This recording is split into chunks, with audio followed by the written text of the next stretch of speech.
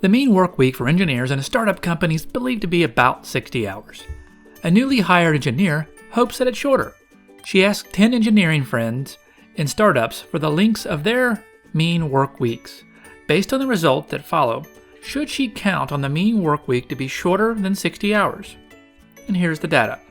We have 70, 45, 55, 60, 65, 55, 55, 60, 50, and 55. So we're going to use StatCrunch to analyze this hypothesis test. So first, let's set up our hypothesis. So HO is that the average work week is equal to 60 hours. So we can say HO mean equals 60 hours. HA is that the mean is going to be less than 60 hours. It's not stated in the problem, but we'll go ahead and set the alpha level at 0.05. Because remember, we're doing this test to find the p-value, which is going to tell us how likely are we to get our results if HO is true.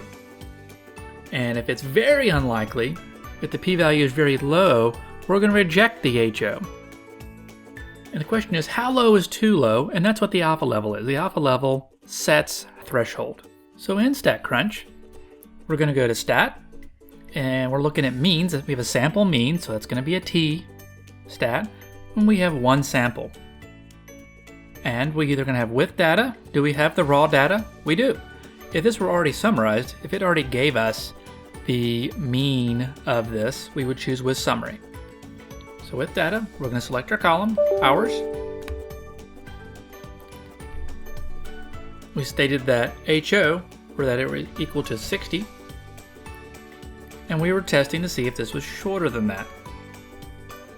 And we'll press compute. So we see that our sample mean is 57, and the p-value is at 0.1086. So that is not that unusual. It's about 11%, and it did not meet our threshold at 0.05.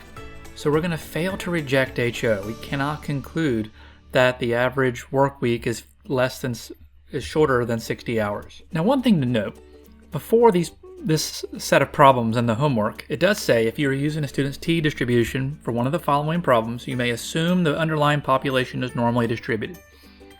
So if it didn't say that, we often need to look at a couple of graphs. So we'll often look at a histogram, for instance, of the data, just to make sure it is not heavily skewed. And this is pretty good, right? So we just want to make sure that it's important for small values of n, and here, fewer than 20 or 30, that we run this. If n is bigger than 30, we don't generally need to run this. The t distribution is called a robust distribution, and it can sort of withstand